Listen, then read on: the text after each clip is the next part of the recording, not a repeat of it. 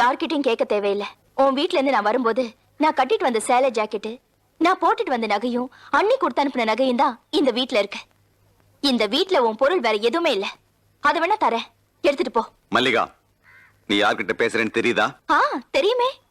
வயசுக்கு வந்த தங்கச்சியை வீட்ல வச்சுக்கிட்டு குடி கூத்தியான்னு ஊரூரா அலைஞ்சியே அந்த அன்பு சகோதரன் தெரியுமே.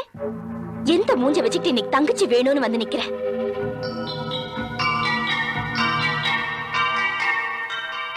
அன்னைக்கு அக்கா நல்லா வாழ்ந்தாதான் உன் தங்கச்சி இங்க நிம்மதியா வாழ முடியும்னு மிரட்டி கூட கண்டுக்காம நீ அண்ணி அடிச்சு அவமானப்படுத்தினியே, அதுக்கு என்ன அர்த்தம்? நீ என்ன பத்தி கவலைப்படலன்னு தானே அர்த்தம்?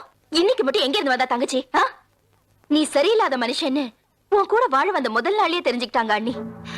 அன்னைக்கு தாலியை கட்டி உன் மூஞ்சில அடிச்சிருந்தா அவ தம்பி வேற ஒருத்தனை கட்டி கொடுத்திருக்க மாட்டானா? ஆனா அண்ணி அப்படி செய்யல. உன்னை திருத்தி நல்ல புருஷனாக்க முயற்சி செஞ்சாங்க. ஆனா நீ அல்ப